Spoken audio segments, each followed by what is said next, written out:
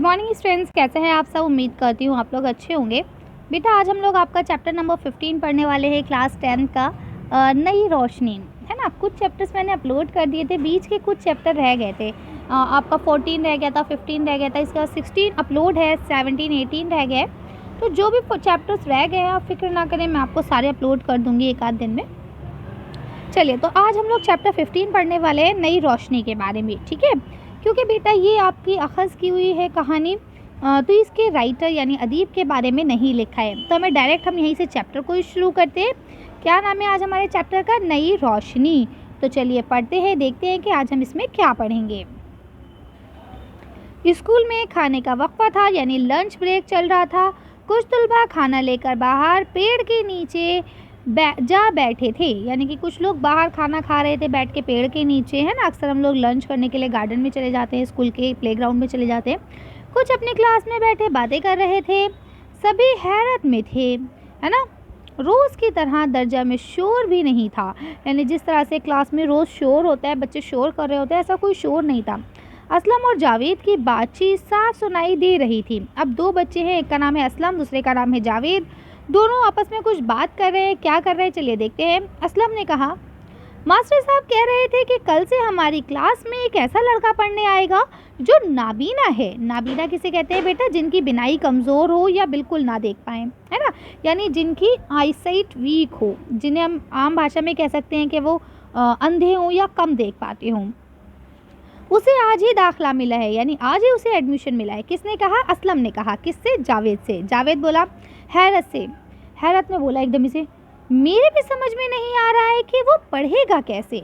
ठीक है, यानी कि मुझे भी समझ में नहीं आ रहा, जब वो अंधा है बेचारा तो वो कैसे देखेगा, कैसे पढ़ेगा और फिर लिखेगा कैसे, जब उसे समझ में ही नहीं आएगा। आप ज़रा आंखें बंद करके लिखने की कोशिश कीजिए, नहीं लिख पाएंगे, है ना।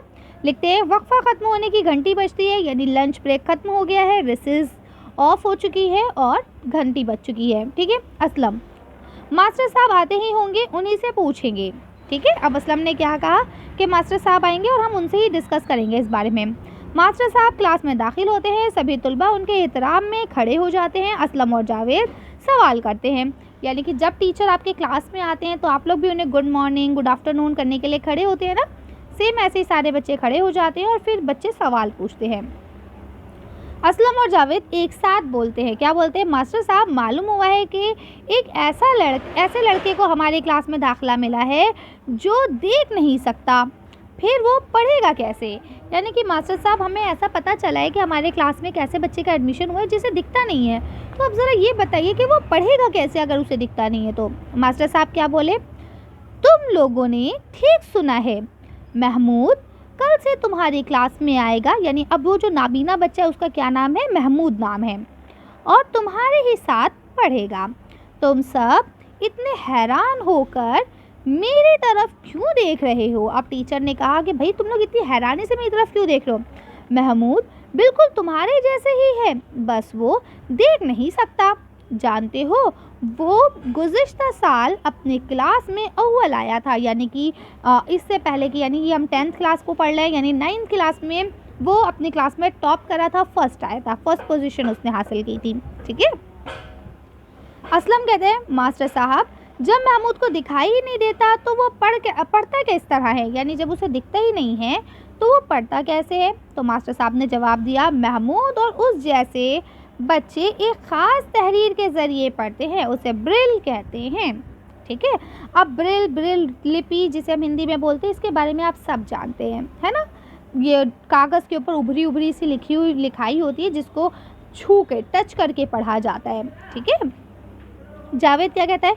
लेकिन मास्टर साहब, आंखों के बगैर तहरीर क्यों कर पढ़ी जा सकती है, यानी कि अगर हमारे पास आंखें ही ना हो तो हम तहरीर को कैसे पढ़ सकते हैं? तहरीर कहते हैं किसी भी लिखी हुई चीज़ को, ये जो सब लिखा हुआ है ये सब तहरीर है ना, और इसे आप आंखों के ज़रिए ही पढ़ पाते हैं। अगर आंखें बंद कर लें तो क्या आप इसे पढ़ पाएंगे? नहीं पढ़ पाएंगे।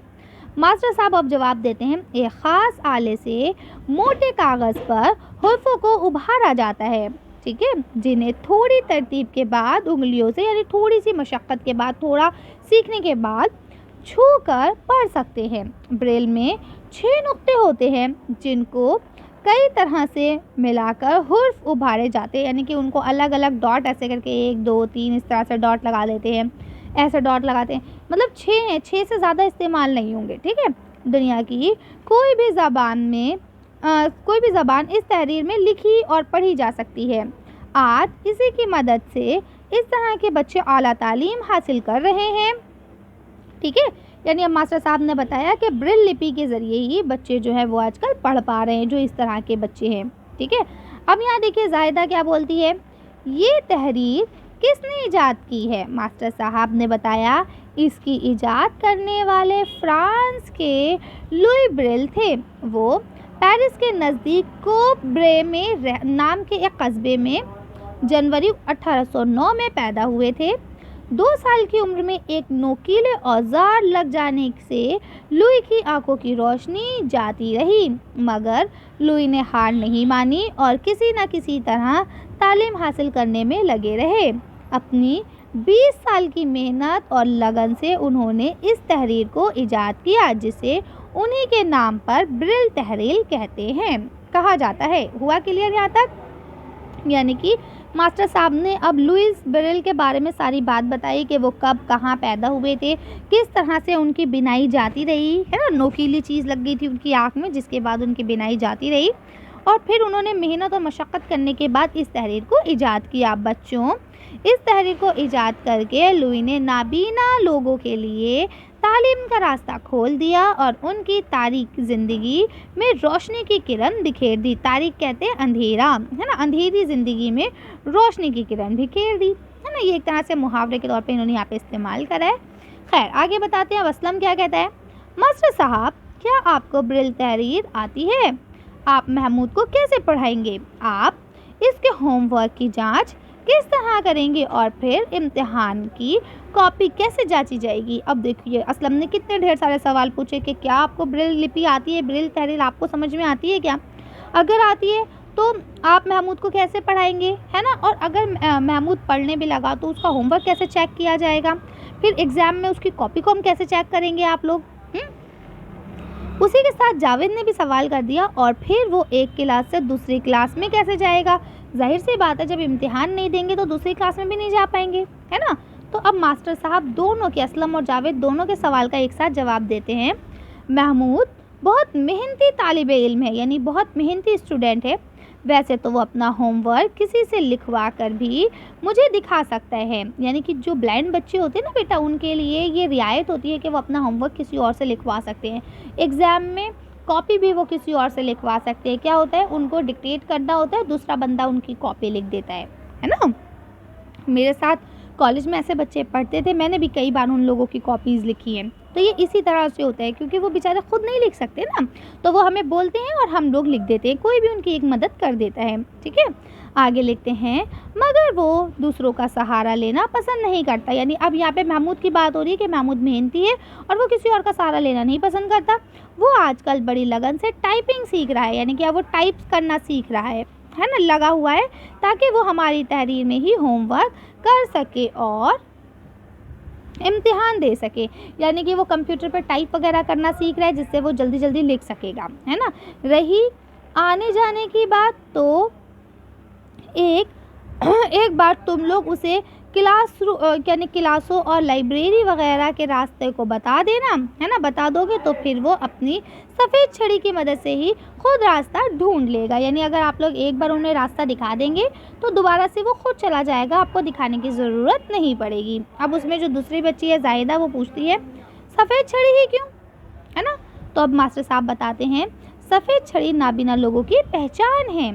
इस छड़ी को देखकर लोग उन्हें रास्ता दे देते हैं और ज़रूरत होने पर उन्हें उनकी मंजिल तक भी पहुंचा देते हैं। अब आपको पता है, अगर जो ब्लाइंड बच्चे होते हैं वो रोड क्रॉस करते हैं ना, तो पता है अपनी सफ़ेद छड़ी को ना हाथ में सीधा उठा लेते हैं, है ना, जिससे पता चल जाता है कि कोई ब्लाइंड रोड क्रॉस कर रहा है। और इसके बाद जो भी गाड़ी चलाने वाले लोग होते हैं, जो भी ड्राइवर्स होते हैं, वो सब अपनी गाड़ी को स्लो कर लेते हैं और उनको रास्ता दे देते हैं। पता है आपको ये बात? चलिए आगे चलते हैं।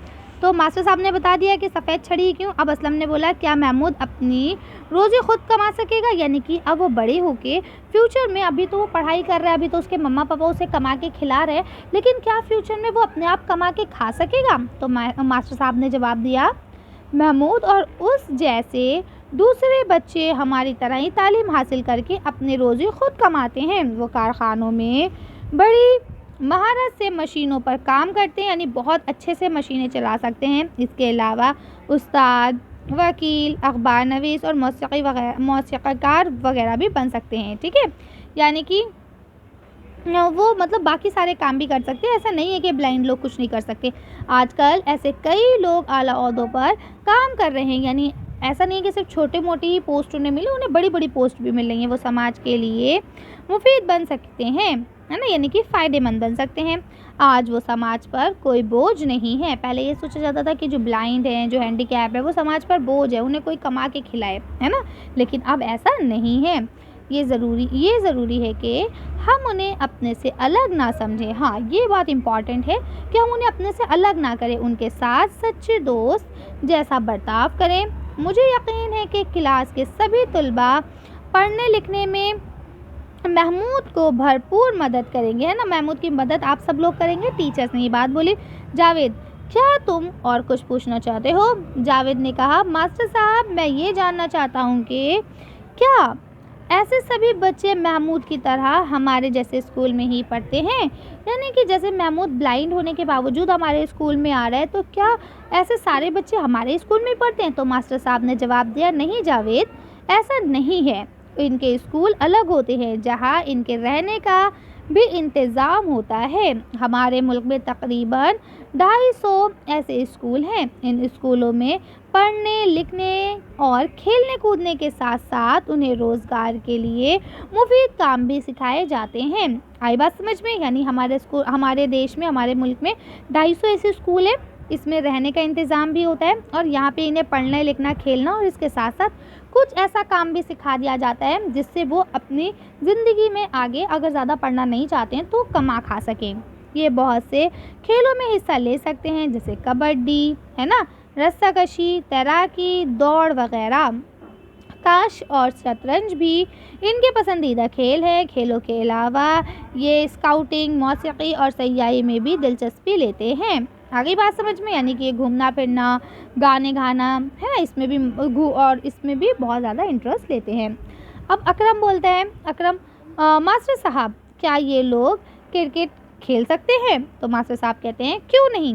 कुछ माह पहले ही दूरदर्शन पर ऐसे खिलाड़ियों को क्रिकेट खेलते दिखाया गया था। उनके लिए ख़ास किस्म की गेंद बनाई जाती है जिससे आवाज़ निकलती है।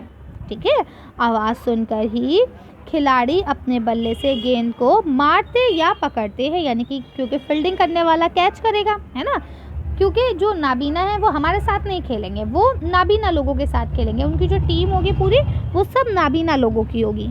ठीक है ना, तो उनके लिए एक ख़ास किस्म की बॉल बनाई जाती है जिसमें आवाज़ आती है। ठीक है, अब प्रकाश कहता है इनके लिए और क्या क्या ख़ास चीज़ें बनाई गई हैं, है ना। तो मास्टर साहब उसे बताते हैं, क्या बताते हैं, इनके लिए अंग्रेज़ी और हिंदी का ऐसा कंप्यूटर तैयार किया गया है जो बोलता है, यानी जिस हर्फ के बटन को दबाएंगे तो कंप्यूटर उसी हर्फ को अदा करेगा। जैसे आपने ए दबाया तो वो बोलेगा ए, है ना। आजकल बच्चों के खेलने के लिए भी ये चीज़ आ गई है। आपने बी दबाया तो बोलेगा बी, है ना। बोलते हैं फिर वो सुनकर जो भी टाइप करें वो सब कुछ, यानी अब जो भी वो टाइप कर रहे हैं वो सब कुछ एक ख़ास प्रिंटर के ज़रिए ब्रेल तहरीर में फ़ौरन उनके सामने आ जाएगा। यानी कि एक प्रिंटर बनाया गया है जिससे वो ब्रेल तहरीर में निकल के आ जाएगा। अब मोहन ने क्या बोला, अरे वाह, ये तो बहुत मज़ेदार बात हुई मास्टर साहब। यही नहीं, इन लोगों की उंगलियों के पोरे और कान बहुत ज़्यादा साफ होते हैं। ठीक है, अब ये चीज़ याद रखिएगा, अल्लाह पाक जब किसी को एक चीज़ कम देता है ना तो उसकी बाकी चीज़ बहुत ज़्यादा तेज़ कर देता है। तो हाथों के जो पोरे होते हैं, जिसे हम फिंगर टिप्स कहते हैं, है ना, इनकी फिंगर टिप्स बहुत अच्छी होती है कि अगर ये किसी चीज़ को एक बार छू ले तो ये भूलते नहीं हैं, है ना। और कान एक बार ये आवाज़ किसी की सुन ले तो ये भूलते नहीं है, तो इसीलिए कहा बहुत ज़्यादा हसास होते हैं। इसलिए ये चीज़ों को छूकर महसूस करते हैं और सुनकर वो अपना निसाब याद कर लेते हैं। निसाब माने सबक, जो भी आपको पढ़ाया जा रहा है। एक बार सुना हुआ और एक बार छुआ हुआ वो कभी नहीं भूलते, उन्हें दिखाई नहीं देता तो क्या हुआ, बदले में बहुत सारी सलाहियतें हैं जिनसे वो अपनी ज़िंदगी अच्छी तरह गुजार सकते हैं। आई बात समझ में? आगे चलते हैं। मास्टर साहब, ठीक है, असलम ने बोला, मास्टर साहब आंखें ख़राब क्यों होती हैं? तो मास्टर साहब ने जवाब दिया, कभी कभी खाने में विटामिन ए की कमी की वजह से बीनाई कम हो जाती है। इसके अलावा बहुत से बच्चे हादसों में अपनी बीनाई खो बैठते हैं। अल्लाह ना करे कोई हादसा हो जाए, है ना, कोई एक्सीडेंट हो जाए या कोई और तरह का हादसा हो जाए, उससे भी बीनाई चली जाती है। जैसे हमारे उस मोहल्ले में एक लड़का था, उसकी आँख में चूना चला गया था, जिसके बाद उसकी आँख ख़राब हो गई, उसे अब दिखाई नहीं देता, है ना। तो कहते हैं विटामिन ए की कमी पूरा करने के लिए अपने खाने में हरी सब्जियां, गाजर, पीले फल, आम, है ना, पपीता, कद्दू वगैरह मुनासिब मकदार में इस्तेमाल करना चाहिए। यानी कि अब ऐसा भी नहीं है कि आप हद से ज़्यादा खा ले, अरे वाह मुझे विटामिन ए ही चाहिए, है ना, तो फिर आप बीमार पड़ जाओगे। साथ ही गिल्ली डंडा और पटाखों या फिर नुकीली चीज़ों से अपनी आँखों की ख़ास तौर पर हिफाजत करना चाहिए, ठीक है ना। यानी नुकीली चीज़ें हैं या गिल्ली डंडा है, इस तरह की जो चीज़ें हैं जो हमारी आँख को नुकसान पहुंचा सकती है, उससे हमें अपनी आँखों की हिफाजत करना चाहिए। आगे बोलते हैं, कभी कभी गंदगी से भी आँखें ख़राब हो जाती हैं। आँखों को हमेशा साफ़ पानी से धोते रहना चाहिए। साफ़ तौलिया या रुमाल से आंखें पोंछनी चाहिए। कम रोशनी में नहीं पड़ना चाहिए, है ना। और आंखों की वर्जिश भी करते रहना चाहिए। इन सब बातों का ख्याल रखने से तुम्हारी आंखें महफूज रह सकती हैं। आई बात समझ में? और इसमें एक चीज़ और ऐड कर दें कि रात में ब्लैंकेट के अंदर छुपकर मोबाइल में गेम नहीं खेलना चाहिए, ठीक है, जो कि आप सब करते हैं, मुझे मालूम है, ठीक है।